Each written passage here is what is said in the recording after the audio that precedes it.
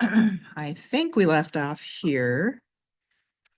And so I'm not going to ask you details of, like which compounds can be broken down only anaerobically versus aerobically. That's not the point of this. The idea here is that really does depend on the chemistry of the pollutant, how they can be broken down. So the important thing is understanding that sometimes you have to think about what happens aerobically versus anaerobically, which means you need to know a little bit about the physiology of your microbes that are potentially doing this kind of remediation and how they work it so that they are breaking it down effectively. And so definitely it requires some microbial physiology experience and then chemistry as well. That's why I said the other day, it's very much an interdisciplinary effort because you have to delve into many different fields of study in order to do this effectively. So when often what you do is you'll take samples and bring them back to the lab and get to know the microbes from those sites, figure out what's going on, see if they can break it down in the lab. And that's just because it's easy to do. You have a lot of control on things. And so that's very, very common. You start out this way. One of my first grad students, Mary, once she got her master's degree, she went and worked for a company in Chicago that did remediation. And she was really excited about this job because she wanted to travel a little bit more. And so they would send her off across the country to go to these different sites that were needing bioremediation, and she'd have her team take samples, and then they'd come back to the Chicago lab and work there. And through, several months of work, they would then write up a plan of action plan, I guess, of how to actually let's try to implement this now. And often what their company did was they go to the site and try to remediate on site. But you don't always have to do that. Sometimes you'll be able to like take a bunch of the soil and bring it, but that can get expensive and you need a bigger business and facility for that. But anyways, they've learned very quickly, and you all know this now after a full semester, that microbes often work in teams. And that goes with their physiology too. We've talked about that, how one microbe's waste is another microbe's treasure. They like to use that for nutrition. And so often you need a consortium. And so they learned pretty quickly when they got into bioremediation back in the 70s, pure culture is not the best way to go. And so typically you go to the site, you take some samples, you try to get to know the microbes there. In the lab, you try to control a little bit for or tinker, I guess. Maybe do several different experiments where you look at some of the abiotic effects, temperature, pH, some of the soil chemistry, if it's a soil site, water chemistry, if it's a water sample. And so you have to think about, what are these microbes facing in their normal life and run some tests on that. Typically, you want to measure how well do the microbes survive, the presence of the pollutant, which ones survive, which ones die. And the way you often look for physiology, like are they active rather than just going into the spore state? Because that could happen too. The microbes might go, oh, these, all these pollutants, I'm just going to go into the spore state or go dormant to try to survive this. Obviously, they're not going to remediate. You don't want them. So you want the ones that are active. And the way to do that is you kind of use carbon dioxide production or oxygen consumption as a proxy to, yes, they're active physiologically. They're up and running. They're not dormant. And so those parameters are pretty easy to monitor. And so you can easily detect CO2 production with the technology available and oxygen consumption. And of course, if it's oxygen consumption, obviously we're thinking about aerobic microbes. So CO2 production could be photosynthetic, could be both, well, aerobic and anaerobic. So, and of course, you're following the pollutant levels. You want to know, are those pollutants getting acted on as the microbes are growing? Can you track the microbes' growth to a decrease in the pollutant, which implies as the microbe is growing, they're breaking down the pollutant. And so degradation rates are something that you want to track very carefully if you can. And that will also be able to tell you, like, how long might this take in if you ramp this up for a real full-blown remediation effort. On-site testing and experiments is a little bit more challenging. Obviously, you don't have as much control. You can't control things very tightly. And often what they find, especially, well, pretty much in any site, especially in soil, is that you get patchy dispersal of the microbes that exist there. That's just kind of how they live their life. You'll see some soil patches not so populated, others you got great populations. So you have to think about that and consider that. You also need a lot of samples in order to believe your data. Once you get your data and look at it, you want to know that you had a real robust sampling design. So a little bit more challenging. But as you know, sometimes with all the lab experiments, just because you can show, oh yeah, they're breaking it down in the lab here, that does not mean they automatically will do that at the field site. And so what they do in the lab, if they can break it down, that's great, but that's no guarantee they're going to do it on site. So lab experiments are a good way to start, but you always have to go back to the site and actually run it there and see how it goes. Definitely slower, because you're working with what you got. You're not spiking in anything, although you can. I'll talk a little bit about that. But definitely a slower process because you just have less control. Now, if you go to a site, and let's say you take a bunch of samples and you find that it's not ideal for remediation, then you might have to modify what's going on at that site. And so very often they run into this problem if there's a huge influx of the pollutant, like all at once. So the concentration of the pollutant was just too high, and it ended up being such a drastic change to the microbes environment that they can't handle it. And a lot of them died off. They couldn't adapt in time. So sometimes you run into that issue. The other idea is if the site just isn't very nutritious for the microbe. And so you have to make sure that there's enough basic nutrition to meet their physiological needs. Then you, of course, have to think about, was there any major shifts going on with pH or temperature, moisture? Did they all of a sudden run into a drought, maybe, or anaerobic conditions when you need aerobic? So you have to think about all of that. The standard way back when they first started all of this, they often thought, they did all these lab tests and they'd find some really good microbes that are like super good at breaking down a wide variety of pollutants. So they would take that microbe and put it into a site, but they didn't consider, is that microbe adapted to that site? Does it normally live there? And so they had a lot of failures initially because they assumed microbes that worked well in the lab, well, they should be fine, just throw them out there and it'll work. And they found that not to be the case. And so seeding or inoculating the microbes, they realized, maybe not the best idea. It can be kind of a waste of time and money, but sometimes they do it. So if they know that the microbes that are in that system, let's say it's a soil, polluted soil, maybe they're really good at remediating and they're there, but they're easily outcompeted for some other reasons. So then you might want to grow them up and spike in large populations of that microbe. Also, if there's co-metabolizers needed to break down the pollutant and they're not both there in high enough levels, then you might want to inoculate. And again, if the pollution event was such a drastic thing where the microbes couldn't adapt, then you might want to inoculate. But you tend to inoculate with microbes that are native to that site. You don't want to pick some random microbe from, your stock cultures from in the lab.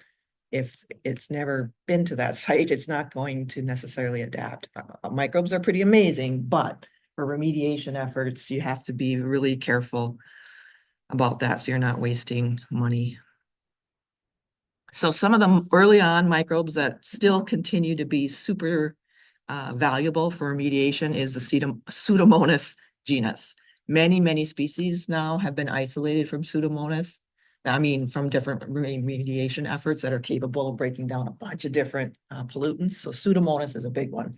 So you often see if they are going to spike or if they've assessed the site, Pseudomonas tends to be on the short list of effective microbes. They're really good at breaking down a bunch of hydrocarbon compounds. Trichloroethylene is another one. They've used Pseudomonas really successfully for that one. So they've renamed this one. It used to be Pseudomonas cepacia, and now they realized it's really belongs to the genus Burkholderia. But that one also has been very effective. And so you'll often see published papers with either Burkholderia or Pseudomonas as active microbes. Streptomyces have also been found too, but Pseudomonas really seems to shine. Uranium breakdown, or not really breakdown, but capable of sequestering it and stabilizing it. Geobacter has been found for that. And then certainly fungi. This was one of the earliest ones, the Phanerochaete. It's a white rot fungus, and it can break down. You probably know that our many areas are polluted with DDT, which was a pesticide they used to spray with abandon, including agricultural fields near towns and cities. TNT, believe it or not, microbes can break that down. And there's TNT hanging out in, when some of the, even at the Air Force Base, I would not be shocked if we have TNT in the area there, the former Air Force Base in Gwin. Benzoapyrene, which is a polycyclic aromatic hydrocarbon this fungus is really good at. Benzoapyrene is also something that's given off, like if you have a campfire, the smoke from that, there's a fair dose of benzoapyrene. So it can come just from a more natural setting like that. So don't breathe in wood smoke in a heavy dose. And then plastics, which I think we all know is a big problem with plastics, microplastics, plastics everywhere. So they're finding both several species now of fungi, because this is a hot topic right now. And so they're trying to find ways to break down plastics. And so far they have found more than one genera of fungi that can do that, and bacteria. A group up at Michigan Tech University is working on this idea, and they're making good progress with effective breakdown of plastics. So I know that plastics is one of the biggest, pollutants out there right now that has a heavy impact on us in many ways. But I do have hope that we're going to get that situation going in our favor with the help of microbes. I really do think that the research is very promising. So I'm hopeful. So you don't need to memorize who does what here. I would like you to know Pseudomonas in particular. That out of all of these, Pseudomonas is the one you should key in on, because it's been one of the first studied, and to this day, it's just such an effective genus. So here is the idea where they modified Burkholderia cepacia a little bit, so it was better able to break down 2,4,5-T, which I can't remember the full. I don't know if I don't have that in my notes.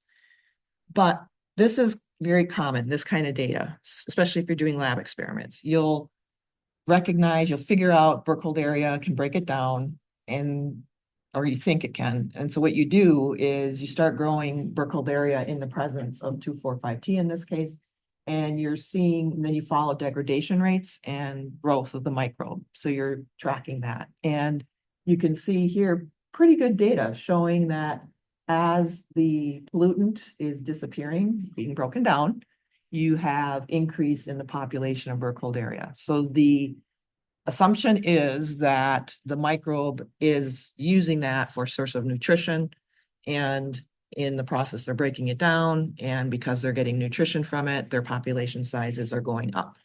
And so this is very, very common way to, especially, this is lab testing. And so I think with Burkholderia, they genetically tinkered with it in the lab where they introduced a plasmid.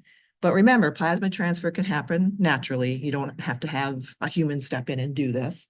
And so this can just be happening naturally in the polluted site, which would be great because then that means more microbes are capable of degrading the pollutant if you get that plasmid transfer, assuming the plasmid has the gene for breakdown.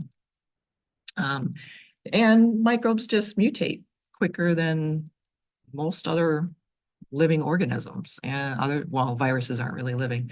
Viruses are the fastest, but then next to that are microbes, the bacteria in particular, and then fungi.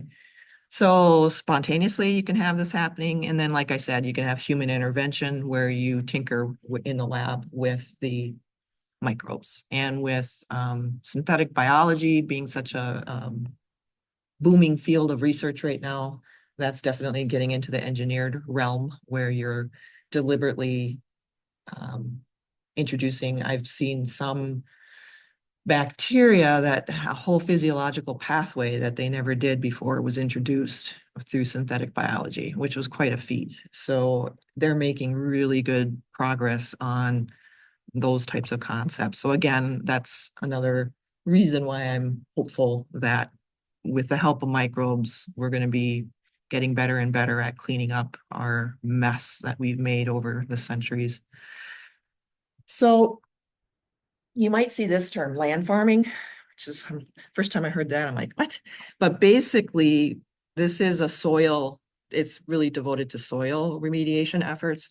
And so this is the idea where they they find a field site that they can work with, and then they go to the polluted site and scrape the soil off that polluted site and bring it to that site that they picked out. So obviously they tend to have a site picked out that's away from people, away from water.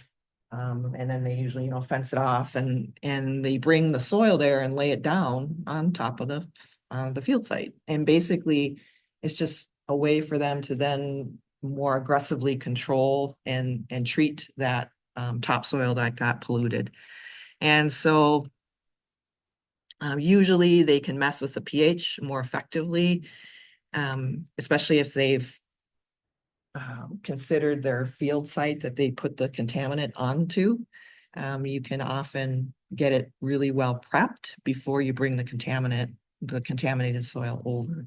So you often, and then once you get the contaminated soil laid down, you can manipulate, you can add in a bunch of fertilizer to get the microbes growing well and make sure the pH is good for the microbes. You might have to spike in some microbes. So it's just a way for them they just have a little bit better control on how to remediate. And it's, like I said, they try to do it away from people in other sensitive areas because you do have to think about evaporation issues. Are any of the volatiles coming off the polluted site still dicey? And so there's a lot that goes into this before they actually put the plan in action, but this has been something that they've done over the years. Here, they're looking at comparing land farming to taking the soil to an actual bioreactor, where they work in huge vats and work with it that way in an enclosed building with all the fancy technology. And you can see the bioreactor is quicker for sure. You can see it also has quite a steep decrease in the concentration of the pollutant, and it takes less time. So bioreactor wins from that regard, but it's more expensive. Land farming, you can get there eventually, but it certainly does take longer, but it's not as expensive. So it really does depend on some of the economics will factor in to how they're going to decide to do that, obviously. And then so much goes into this because you have to think about what is the pollutant, what are the breakdown products, are there any volatiles, and what impacts will all of this have on the ecosystem as we're remediating.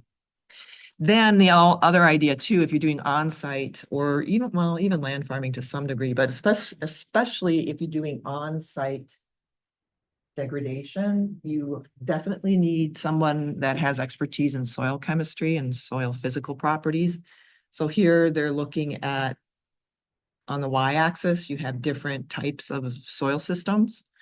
And you can see on the x-axis, it's how long did it take to get some decrease in the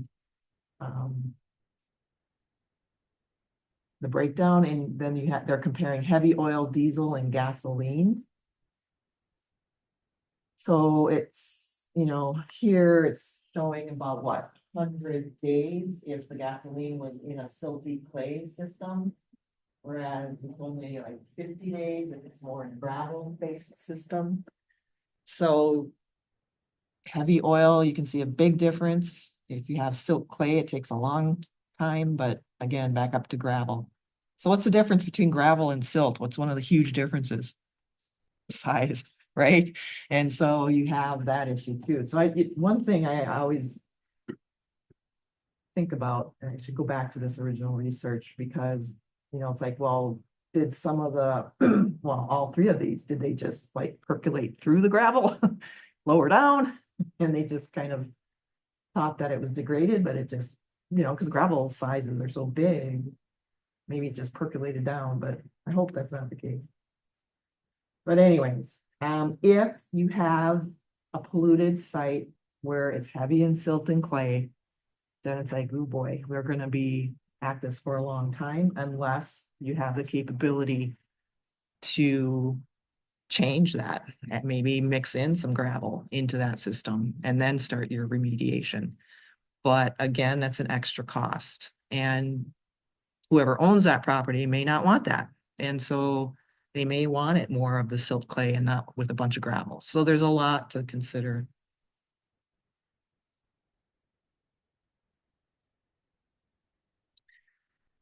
If you get into aquatic systems, boy, that's challenging because this is a groundwater contamination that they're looking at. And this can be very challenging because, of course, if it's groundwater, you typically have flowing water. And so you don't have a nice contained system to work with. You're dealing with moving water. So it's like, how many injection wells do you need through that area?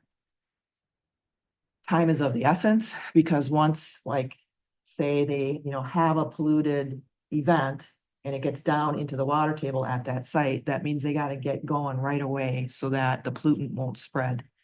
And so really they have to act quickly. So hopefully, luckily in this day and age, they've done a lot of research and they know more what works and what doesn't. So when we have these types of events, it's a little bit easier in this day and age to get there quickly and remediate quickly.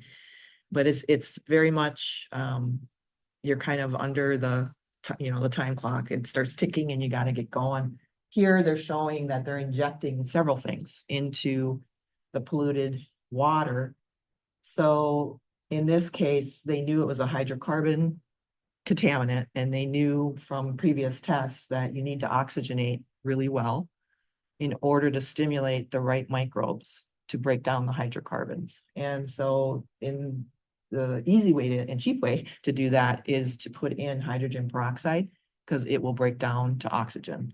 That's why it bubbles when you have a wound and you pour the hydrogen peroxide down. That's the oxygen bubbling.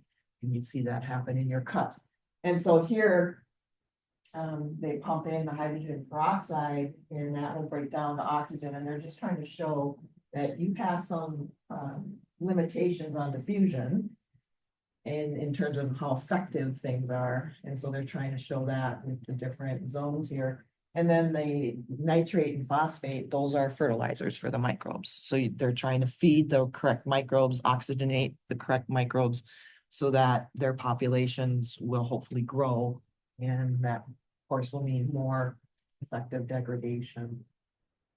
And then they have, this is based on previous data. They know that your nutrients will diffuse quite quickly, whereas oxygen diffuses fairly slowly in water, so you don't get as much diffusion. So a lot of, water chemistry going on here, looking at how to attack this problem. And again, you have to get at this really quickly because the water will definitely be moving both, laterally as well as vertically through that environment. You probably have heard, some of the Great Lakes have been contaminated over the years, and they have had several rounds of remediation efforts with Huron, I think on Ontario as well. And so for bigger bodies of water, often what they'll do is something like this, where they'll put in these huge steel cylinders, I guess, they call them caissons. You can see a barge is placing them on that top picture. They're using a river here as an example. And then you're looking at some of the GC mass spec output here. So you can see this is like the initial contamination. Okay, so that's before they started remediating. And then they put in the caissons and they started to, put in what they needed in terms of nutrients. Here you can see they wanted to start out first anaerobically. So they tried to create conditions. So basically you can do that. You can put in certain chemicals into those caissons that create anaerobic conditions. There's ways to do it, even when we run experiments in the lab, you can do that in a test tube. They just ramp it up big time here. But there are certain chemicals that will react with oxygen and turn it into water essentially. And so you're creating these anaerobic conditions. And so you can see that if you look at the GC mass spec, there is some differences now. Once they did that treatment, you can see that it's shifted. You don't have the same types of chemicals showing up. And then after a while, what they did was switch to aerobic. So then they probably put in a bunch of hydrogen peroxide. They might have even put in stirrers to really agitate the water in there. And you can see by the time they were finalizing, taking their data, that you get a pretty big difference in chemical composition compared to what you started with. So this is a real nice study that was done where they're showing that if you approach it very thoughtfully and, very methodically, you can get some really good breakdown. And again, playing with this idea of creating anaerobic versus aerobic, which is commonly done now. They understand that that's something that's often done.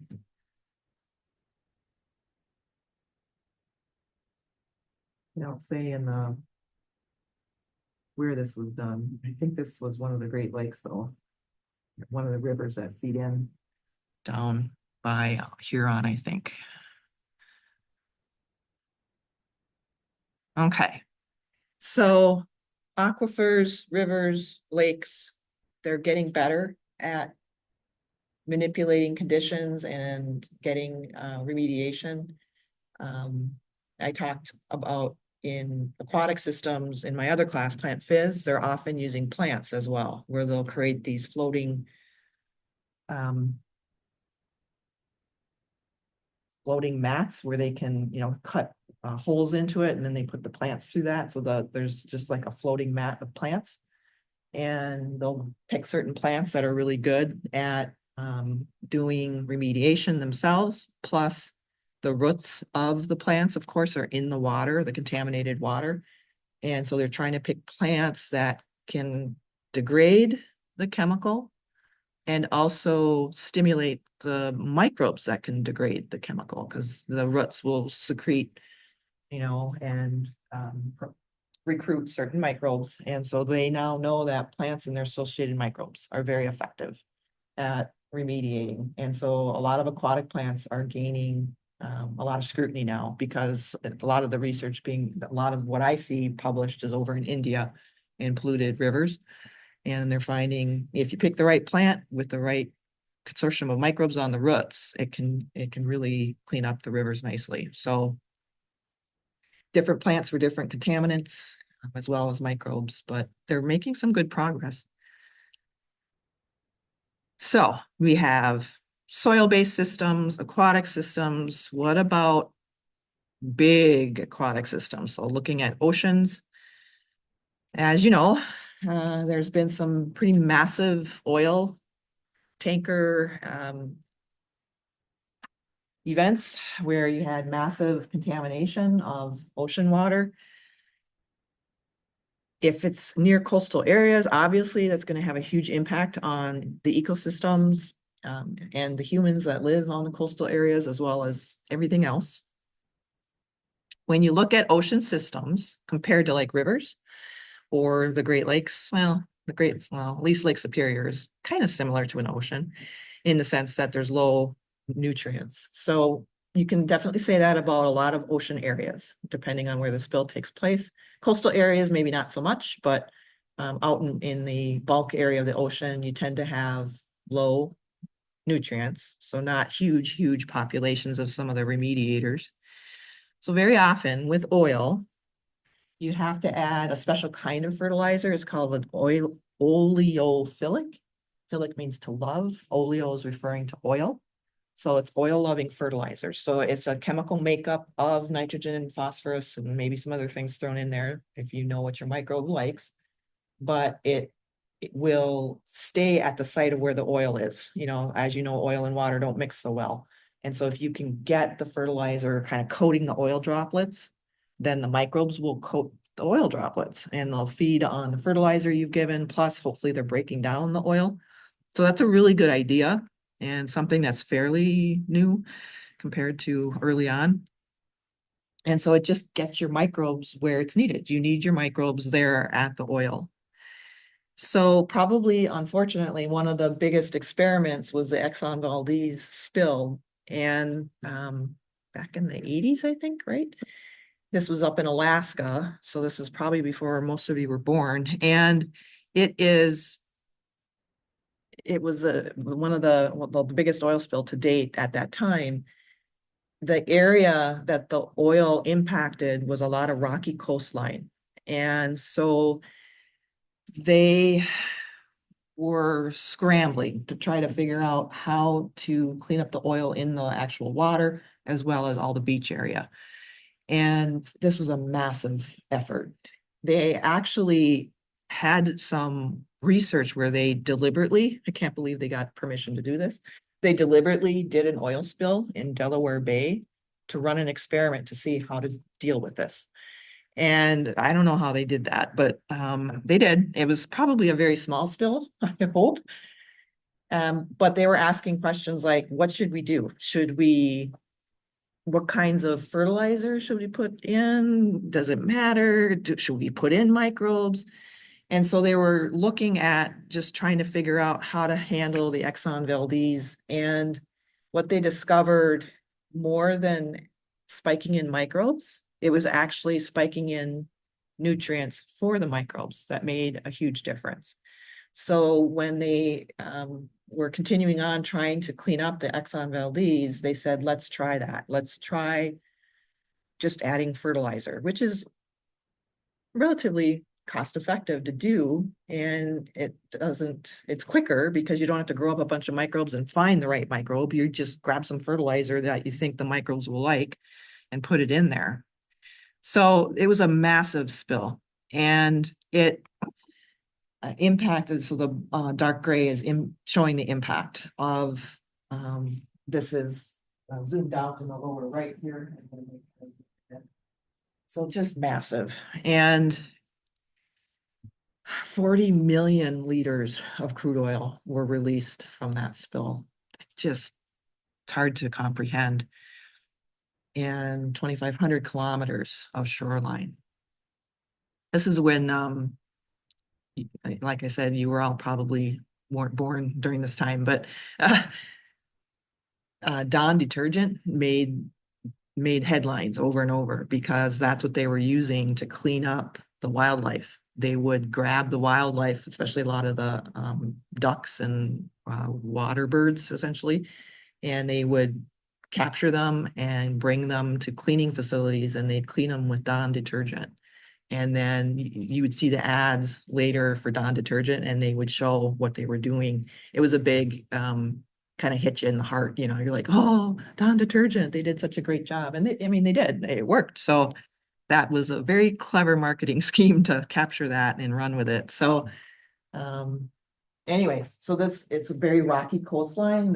Here you just see it's coated with oil. And so it's like, what, not a ton of microbes here, right? It's very gravelly, rocky. So, of course they were thinking maybe we need to spike in microbes. So what they did was several different things.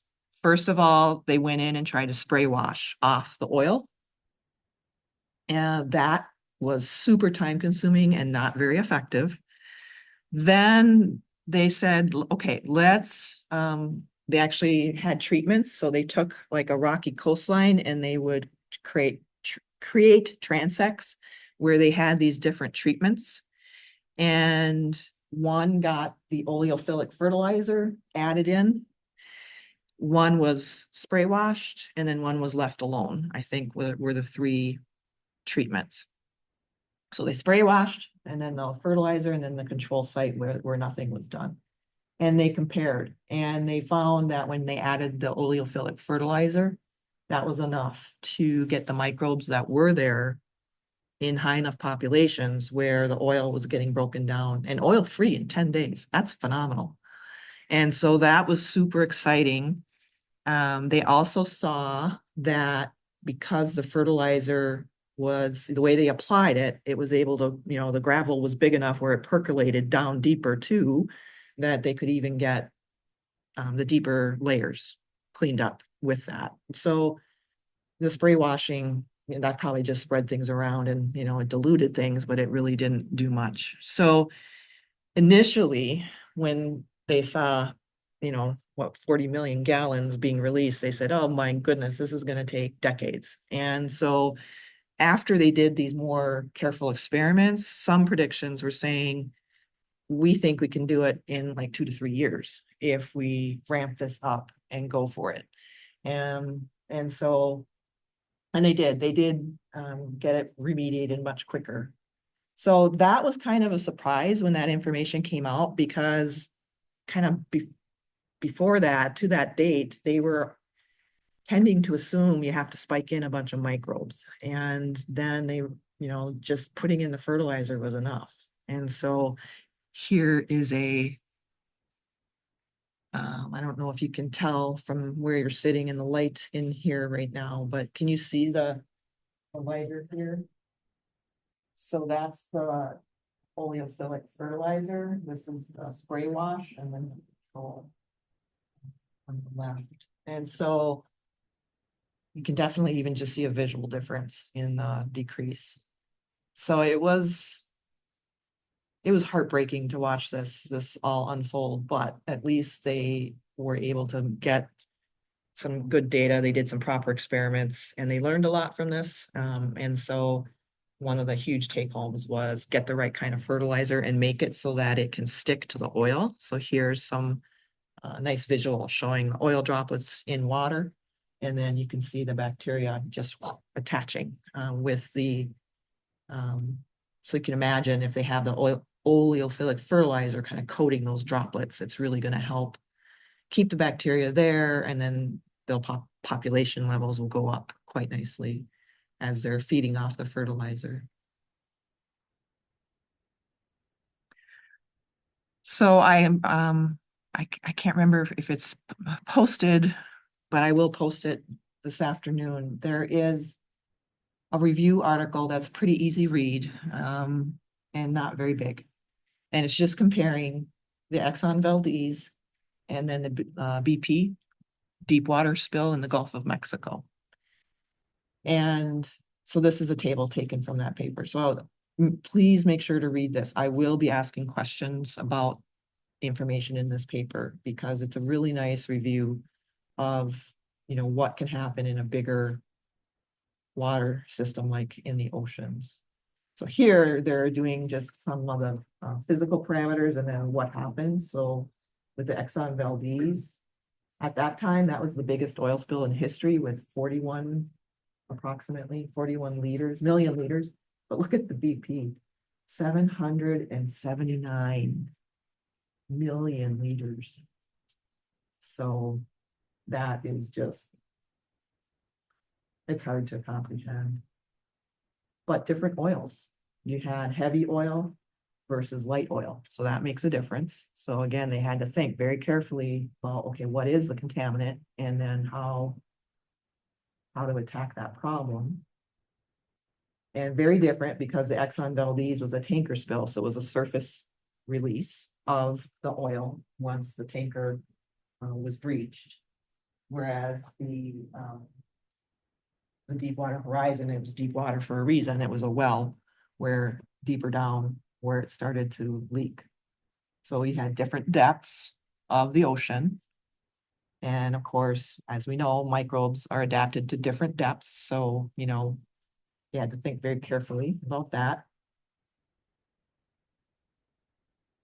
And then the Exxon Valdez was right along the coastline, whereas in the Gulf of Mexico, it was pretty far away, although it did reach the coast, definitely. The coastline was definitely impacted. So please study this table. This is a nice comparison.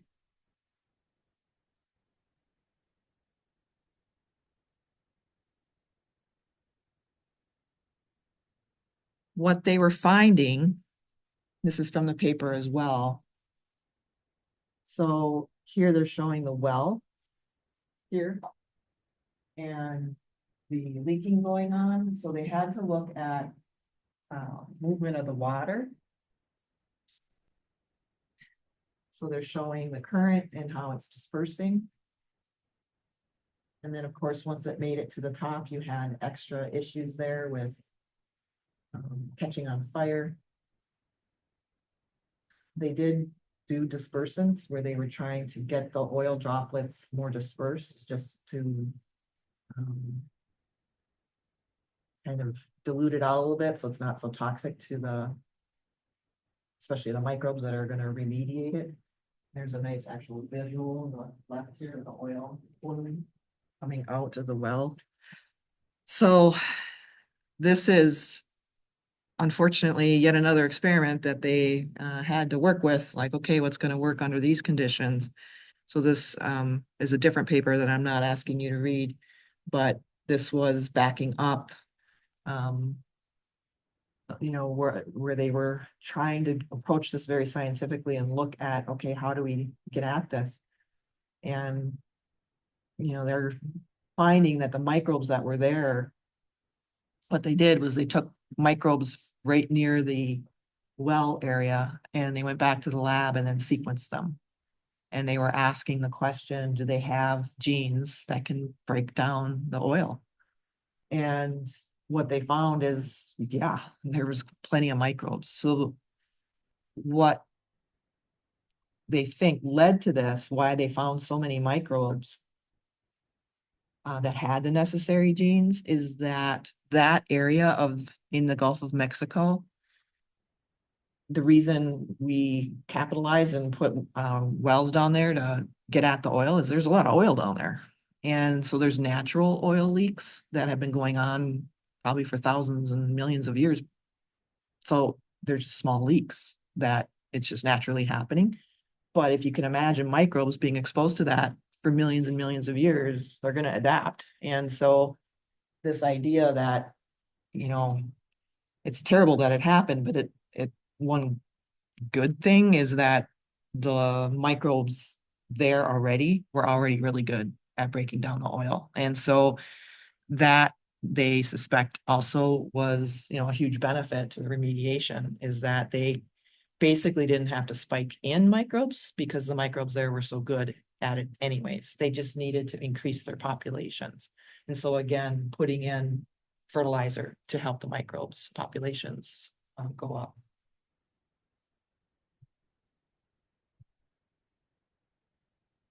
So the indigenous marine communities, microbial communities. And so that was very, very promising when they were doing that. So with the better technology of being able to just sequence big genomes, from the microbes, they were able to very quickly realize, okay, the microbes are there, now we just need to spike it. So they were able to act a little bit more quickly with the deep water spill, but unfortunately, 779 million liters is going to take a while. So some of you may know people who live in that area and they're still struggling with some of the after effects of that. So, okay, we'll stop there. So just a few more things to say about bioremediation. So we'll see about tomorrow. If there's a snow day, we'll meet in lab on Friday, hopefully. But let me know, like, hey, I can't really meet. I need to do lab work on Friday. So let me know, send me an email if that's going to be a problem. But it's a 2-hour lab session. If we do meet to review, it wouldn't be any longer than an hour for sure. So just keep that in mind, okay? All right. Stay safe.